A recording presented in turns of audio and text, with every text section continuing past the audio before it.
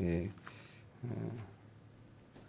지난주에는 성전은 어디에 있는가라는 제목으로 말씀을 나눴었습니다. 그 의리의리한 성전은 예루살렘에 있는 게 아니라 바로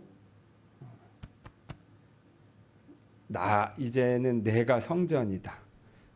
성전이 뭐냐면 하나님이 계신 곳이거든요. 근데 그게 예루살렘의 그 건물이 아니라 우리 안에 계신다. 그래서 하나님은 처음부터 무슨 특정 건물이나 장소에 갇히시는 분이 아니다라고 했어요. 오히려 정의와 사랑을 행하는 그 사람과 그 서로의 그 관계 속에서, 사랑을 행하는 관계 속에서도 계신다.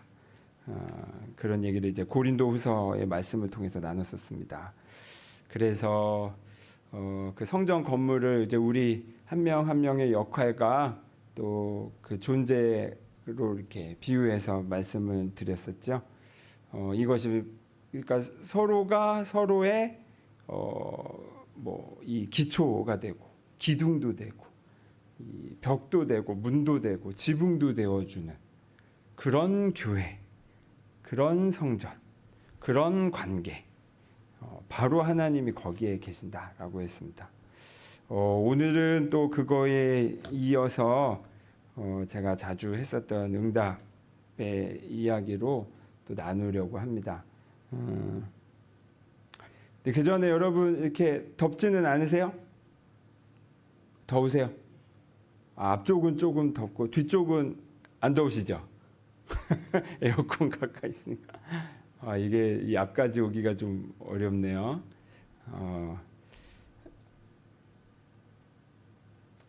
자, 우리 예전에 제가 여러 차례 응답에 관련된 그 말씀을 나눴던 거 기억을 하실까요? 네. 응답이라는 게 뭐냐면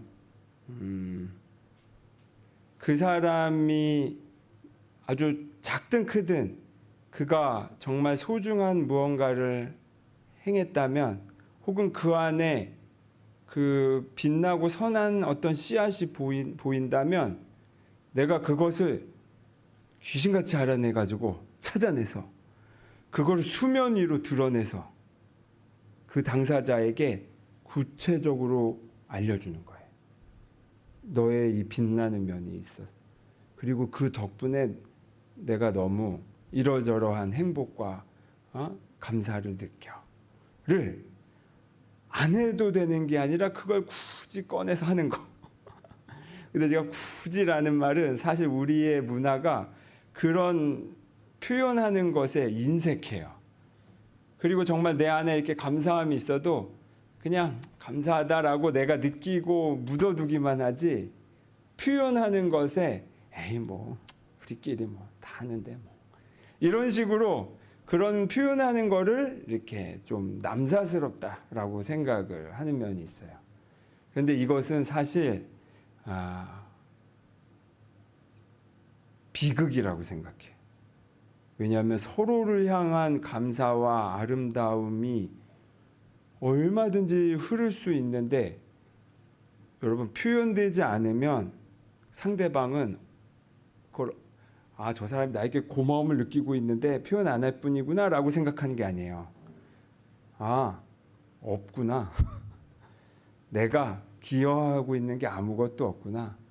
내 안에 빛나는 씨앗이 아무것도 없구나 라고 인식을 해요. 서로가 서로 그렇게 고마워하고 있는데 서로가 서로 그거를 아무것도 모른 채 그냥 무미건조한 관계로 있다가 이게 그러면 현상 유지가 되는 게 아니라 그 관계의 톤이 떨어져요. 이렇게 유지가 되는 게 아니라고요. 그래서 응답하는 삶은 직접적으로 구체적으로 감사를 표현하는 삶은 이게 선택사항이 아니라 사실은 필수다라는 게 이제 이전에 제가 응답과 관련됐던 설교의 핵심입니다. 이거를 제가 그 삶의예술학교에서 배운 가장 큰 그 통찰이었어요. 제가 그 어디에서도 이거를 가르쳐준 이걸 제가 배운 적이 없어요. 뭐 제가 열심히 다 공부하러 다닌 건 아니지만 적어도 제 삶의 영역에서 감사해라, 뭐 칭찬해라 정도의 말은 들었지만 이걸 이렇게까지 직접적으로 이렇게까지 비중 있게 제가 배워본 게 이제 처음이었던 거예요. 그런데 이게 지금 제가 보니까 이 응답이라는 가치를 알고 성경을 다시 보니까 이거를 굉장히 많이 하고 있는 사람이 누군가 하면 오늘 읽은 이 성경의 저자 사도 바울이더라고요. 오늘 읽은 내용이 뭐냐면 이제 사도 바울 성경의 신약 성경의 대부분이 사도 바울이 쓴 거예요. 예수님의 그 직접적인 12제자는 아니었으나 오히려 예수님 믿는 그리스도인들을 예수쟁이 때려잡는다면서 막 핍박하러 다니던 사람이었는데 그 핍박하러 가던 길에 예수님을 만나는 체험을 하고 그러니까 환상 중에 그리고 이제 회심을 해서 그리스도인이 돼서 이제는 그 12제자 못지않은 하나님의 복음을 전하는 사도로서 그 12제자도 인정한 사도로서 이제 복음을 전하죠. 그래서 특히 사도 바울은 유대인들, 이스라엘이 아닌 이방 지역, 그러니까 비유대 지역, 그 당시는 이제 헬라 문화권이었으니까 여러 군데를 다니면서 그 선교를 했어요.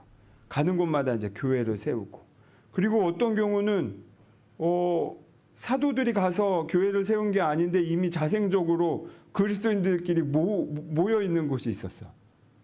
얼마나 기특하고 대단해요. 그곳이 어디냐 하면 로마였어요. 그 당시 로마 제국의 심장 수도였던 로마에 그리스도인들이 모여 있었던 거예요. 그래서 이제 편지로 이렇게 알렸어요. 그래서 사도 바울이 그 쓴 성경의 내용이 다 편지예요.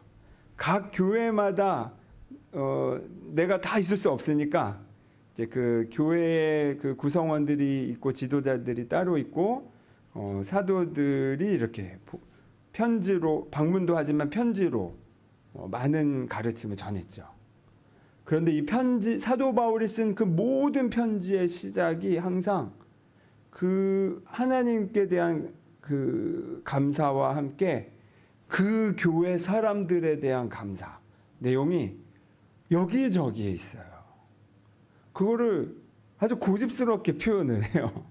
그리고 특히 오늘 로마서 16장은 이제 로마서가 끝나는 부분인데 구체적으로 그 사람들의 그 로마 교회 한 사람 한 사람 이름을 언급하면서 그가 교회를 위해 또 나를 위해 심지어 여기 이 브리스가와 아굴라라는 사람은 이 내용이 구체적으로 뭔지는 나와있지 않아서 우리가 알 길은 없으나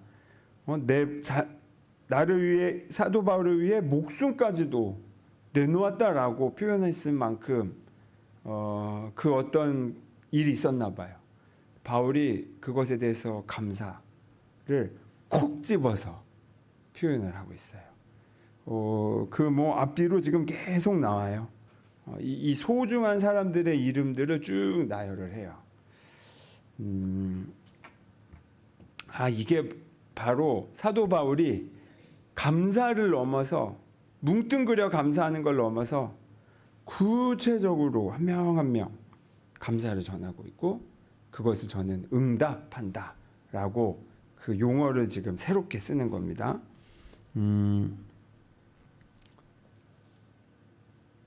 그런데 여러분 한번 이런 생각을 해봤어요. 감사와 응답의 차이는 뭘까?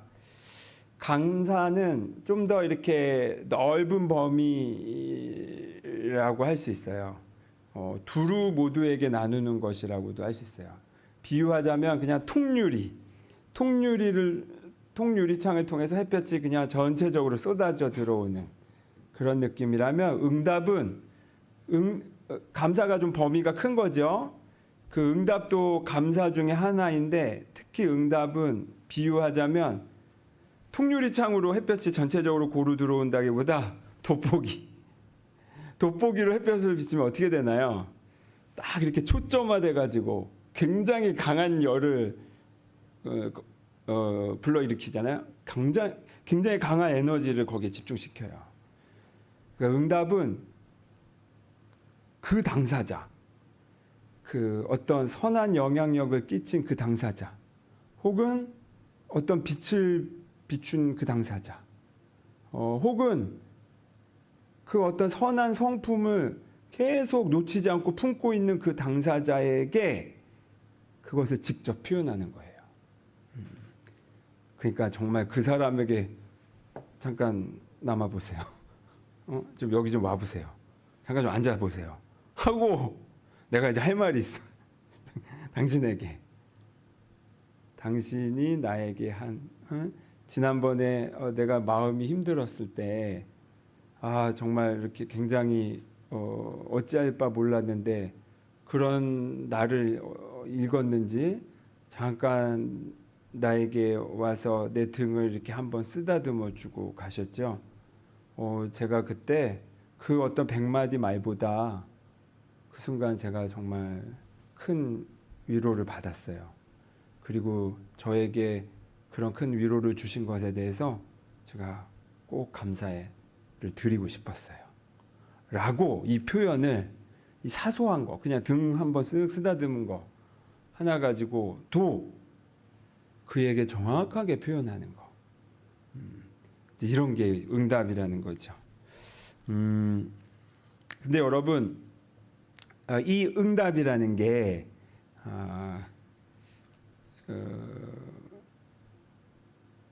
이제 제가 하고자 하는 말은 뭐냐면, 여러분의 가장 가까운 사람들에게 이것을 정말 습관이 되도록 하셔야 된다는 거예요.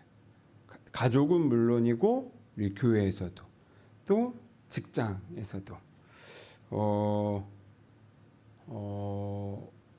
그리고 이 응답이 주는 힘은 이제 굉장히 커요. 제가 간혹 설교를 하면, 간혹이 아니라 매주 하죠. 근데 어느 때는 이렇게 설교를 하면 이게 지금 잘 전달이 되고 있나, 뭐 알 길이 없잖아요. 이제 제가 시간 관계상 그 응답하는 시간을 이렇게 다시 갖고 있지는 않은데, 이게 제가 알 길이 없는데 어느 날 뭐 이렇게 이제 이게 잘 전달되지 않은 것 같다라고 느껴지면, 이게 제 머리의 차원에서가 아니라 가슴의 차원에서 이제 제가 했던 설교에 대해서 제 스스로 이 가치를 제가 깊이 느끼지 못하는 때가 있더라고요. 그러니까 그런 때가 이제 가끔 있어요. 그런데 예를 들면 구역 예배 때, 구역 모임 때 간혹 뭐 나누시다가 여러분 중에 한 분이 그날 그 주 설교를 딱 언급하시면서 그게 실은 제 삶에 이렇게 돌아보게 됐고 그게 이러이러한 직접적인 도움이 됐어요 라는 말을 또 종종 들을 기회가 있었어요.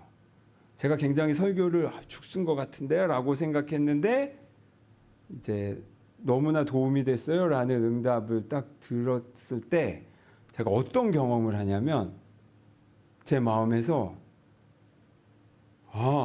그러니까 그제서야 제가 알아차린 거예요. 응답이 있고 나서야 내가 했던 설교를 저쪽에 그냥 집어쓰고 있었구나, 그 내용을.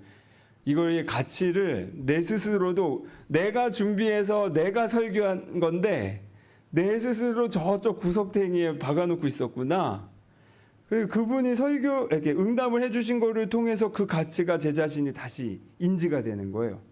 그래서 저쪽에 박아뒀던 제가 주섬주섬 꺼내가지고 그렇지, 이 내용이 소중한 게 맞지 라고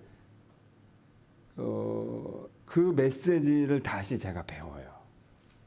그러니까 저는 그냥 스피커일 뿐이지 저를 통해서 하나님의 무언가가 드러내는 거지, 그게 실은 저도 말하는 동시에 그 메시지를 받는 사람인 건데, 여러분의 응답이 그 메시지를 하여금 말하는 제 자신으로 하여금 그거를 더 크게 받게 해주는 힘이 있어요.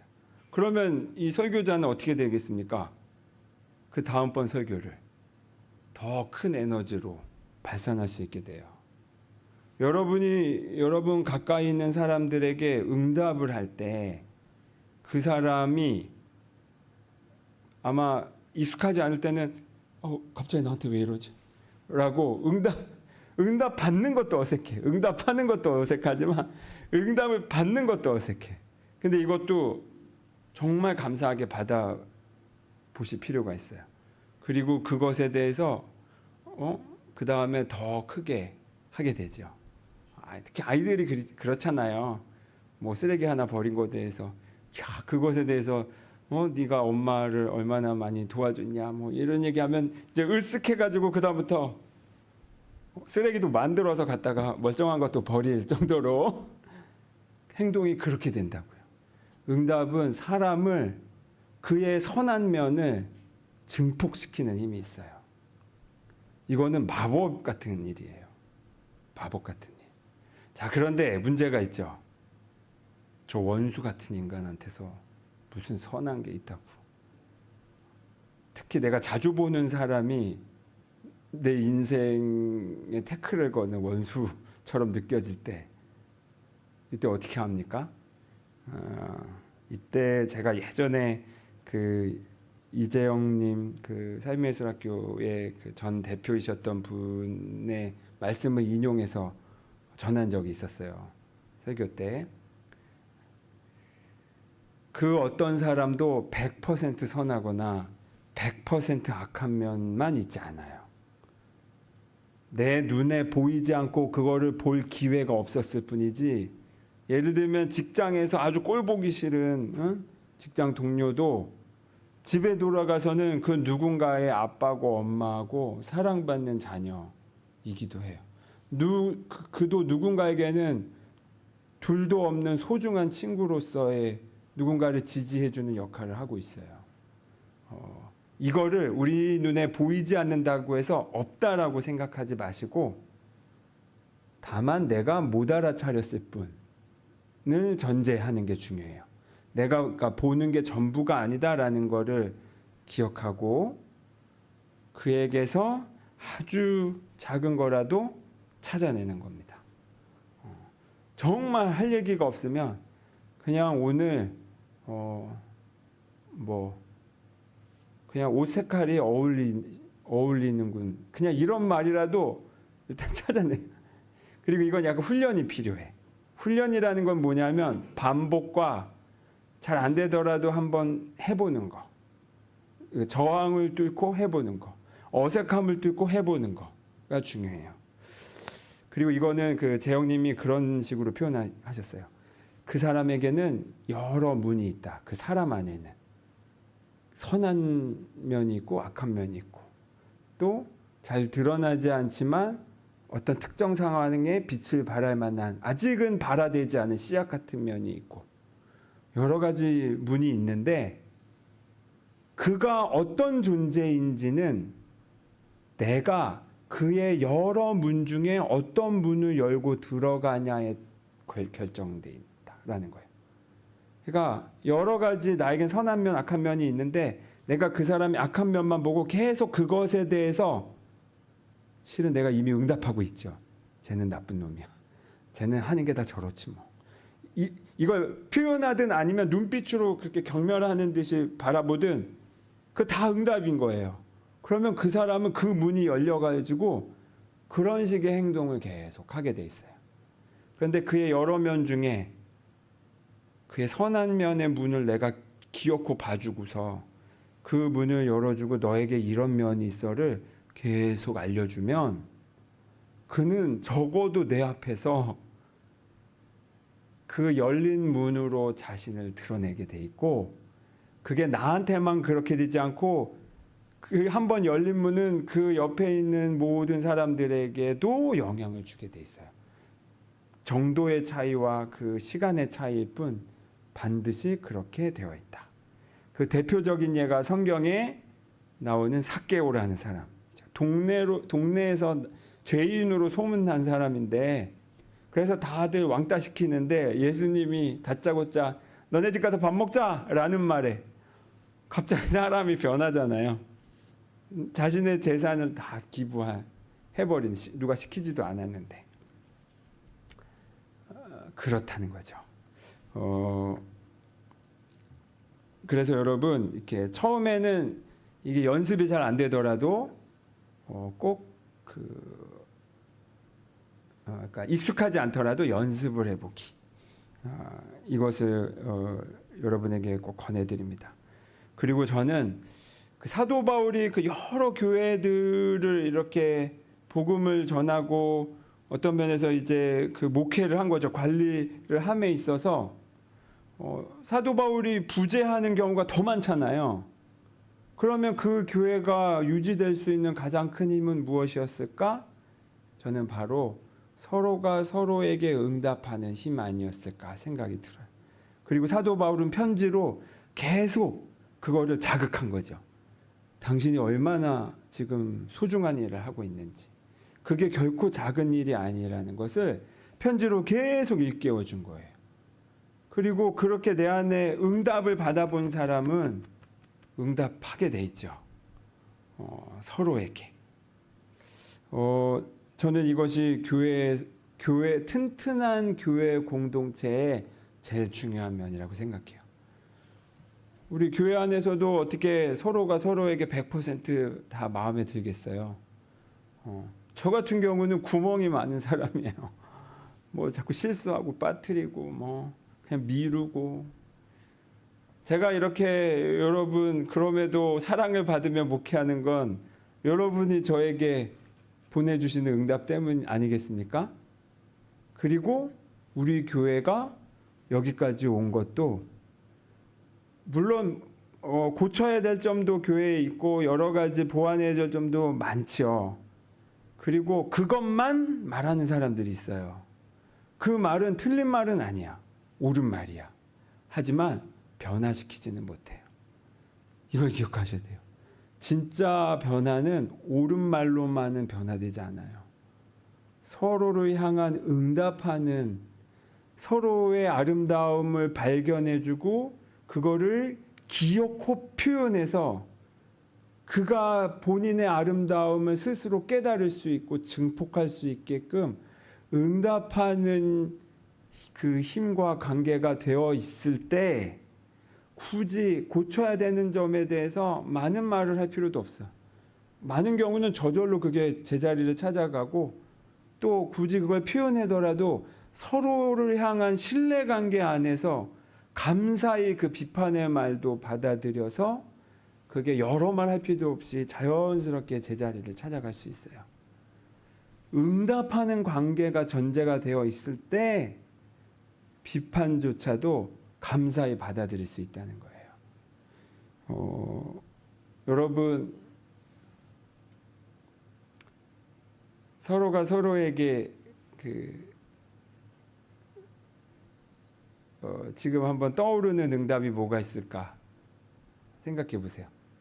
물론 저를 향한 응답은 뭐 2박 3일 밤을 새서 여러분이 해주셔도 끝이 없을 거라고 저는 믿고, 저는 제외시키고 서로에게 아주 사소하게 특히 이렇게 막 때마다 이렇게 얻은 거 또 수확한 거 교회에서 이렇게 나눠주시는 경우도 얼마나 소중해요. 뭐 이런 것도 있을 수 있고, 또 친절하게 안부를 물어주는 그 한마디, 윤영숙 권사님의 그 부드러운 그 안부 인사, 이런 거 얼마나 사람을 녹입니까? 언 마음도 녹이는 그런 힘이 있죠. 또 우리 정기 형제 오늘 계단 청소하셨나요? 하필 늘 하다가 오늘만 못했네. 아마 다음 주에는 할 거예요. 그 아침에 계단을 쓸어주는 마음. 나는 그냥 아무렇지 않게 올라왔지만 멈추어서 자세히 보면 이거 누가 쓴 거예요. 또 제가 지금 화분 신경을 못 썼는데 아직도 우리 교회 화분들이 이렇게 버티고 있는 건 누군가 지금 물을 주고 있는 거죠. 얼마나 감사해요. 누군가 여러분이 들어왔을 때 예배당이 시원했다면 늘 장로님 1시간 일찍 오셔서 에어컨을 먼저 켜세요. 제가 사실 그런 거가 잘 안 되는 사람이거든요. 미리 와서 막 이렇게 누군가 불편감을 느끼지 않게 이렇게 미리 와서 먼저 생각해서 이거를 이렇게 갖추어 놓는 거가 제가 실은 되게 어려운 사람이에요. 여전히.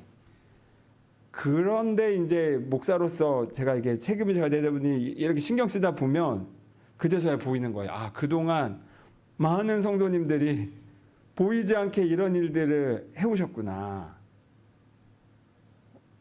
나를 위해. 얼마나 사소하지만 감사한가.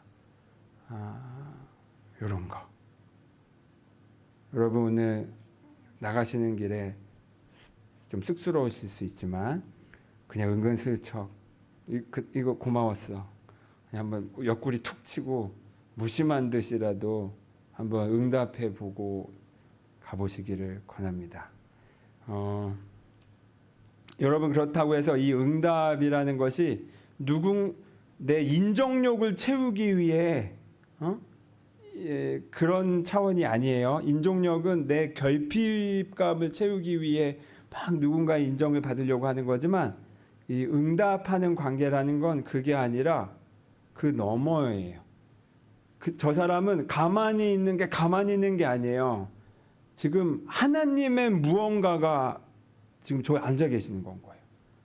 그의 존재 때문에 이 세상이 빛나고 있는 거예요. 그가 가만히 있는 거를 중간이라고 생각하지 마시고 너무나 소중한 일로 바라보는 거예요. 그리고 소중한 그 가치에 대해서 온당한 그 자격과 지위와 가치를 부여해 주는 거예요. 응답은. 그러니까 우리는 실은 매 순간 응답하며 사는 게 바로 성경이 말하는 기쁨과 찬양과 감사로 사는 삶이었던 거죠. 이것을 여러분 기억하셨으면 합니다. 이런 교회는 무너질 수가 없어요. 목사가 없다 하더라도 그런 교회는 무너질 수가 없어요. 그런 교회에 하나님이 계시고 그런 공동체, 그런 가정, 그런 교회는 옆에서 보기에 밖에서 보기에 궁금해. 어떻게 저 사람들은 저렇지? 비결이 뭘까? 하고 이렇게 두드리게 돼 있어요. 저는 우리 교회가 마땅히 사도 바울의 편지의 그 배려처럼 그런 교회가 되기를 원합니다. 네. 기도하겠습니다.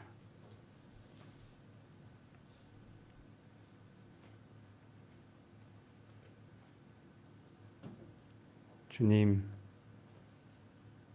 서로를 향한 응답이 서로를 감싸나 튼튼한 성전이 됨을 오늘 사도 바울의 그 많은 편지들 속에서 배우게 됐습니다. 우리의 사소한 응답이 결코 사소하지 않음을, 나의 구체적인 응답 덕분에 누군가는 죽음의 구렁텅이에서 빠져나와 비로소 숨을 쉴 수 있을 정도의 힘과 권한이 있음을 우리가 기억하게 도와주십시오. 이 응답하는 권한을 그래서 가장 가까운 가족과 교회에서 사용하고 또 내 일터에서 사용함으로써 다시 내 자신이 더 풍성해지는 신비를 경험하도록 도와주십시오. 예수 그리스도의 이름으로 기도드립니다. 아멘. 네, 이 시간 관계상